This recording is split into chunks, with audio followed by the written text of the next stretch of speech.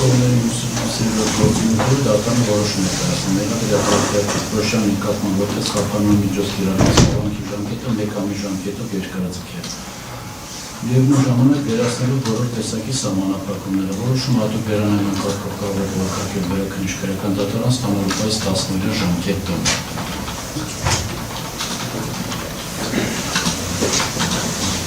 Անդրեյ մեղադրող անդրադառնել մյուս մեղադրել է խափանման միջոցառումից։ Արտաշան դատարան կիրառելով կանոնավորման հիմքերին Ընդդեմ ևս հարկ է նկատել, որ միջազգային հարցի ընթացքում մեղադրյալի նկատմամբ կանոնային կարգի ժամկետը երկարաձգելու մասին որոշում կայացնելուց ի վեր որևէ արական հանգամանք չի փոխանցվել։ Նշվածի կապակցությամբ հարկ է փաստել կրկին 25 թվականի դեկտեմբերի 10-ին Երևան քաղաքի առաջացան ինքնանայության քրեական դատարանի կողմից որոշում կայացնելիս դատարանը ևս համիտ է եղել հարկ իրականացնում մարմնային մտավախության հետ, որ մեղադրյալը Ազատության մեջ շնորհի դեպքում չի կատարի քրեական դատավարության օրենսգով կամ դատարանի որոշմամբ իր վրա դրված պարտականությունները։ Պատվարժան դատարան հարկ է համարում արձանագրել, որ սույն փուլում ևս ազատության մեջ մնալու դեպքում մեղադրյալի կողմից քրեական վարչություն խոչընդոտելու, այդ թվում ապահովման գործընթացին ալկոհոլի միջամտելու, իր վրա դրված քրեական դատավարության օրենսգով դրված պարտականությունները չկատարելու հավանականությունը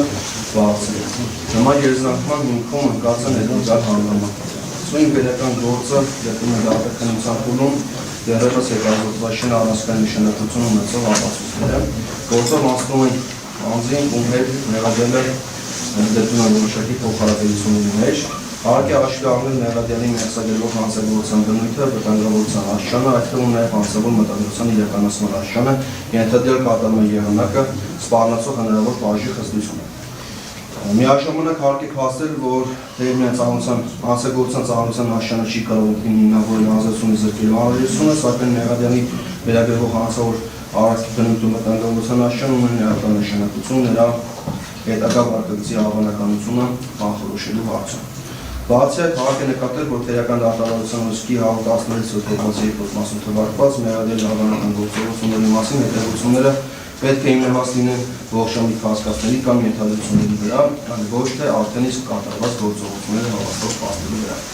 Ամփերով վերաբերյալը արձանագրում է, որ գործում արդեն պարտական տվյալները, որոնք բավարար են հիմնավորելու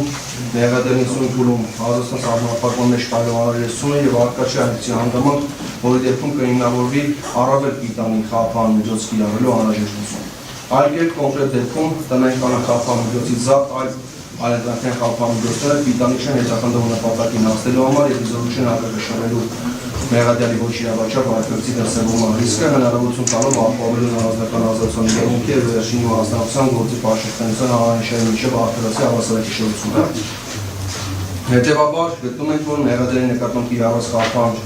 միջոց տնային կանոնը անհրաժեշտ է երկարաձգել ևս 3 ամիս ժամկետով, միևնույն ժամանակ պահպանելով դատարանի կողմից 2020 թվականի դեկտեմբերի 10-ի որոշման մեջ արձանագրված սահմանափակումները։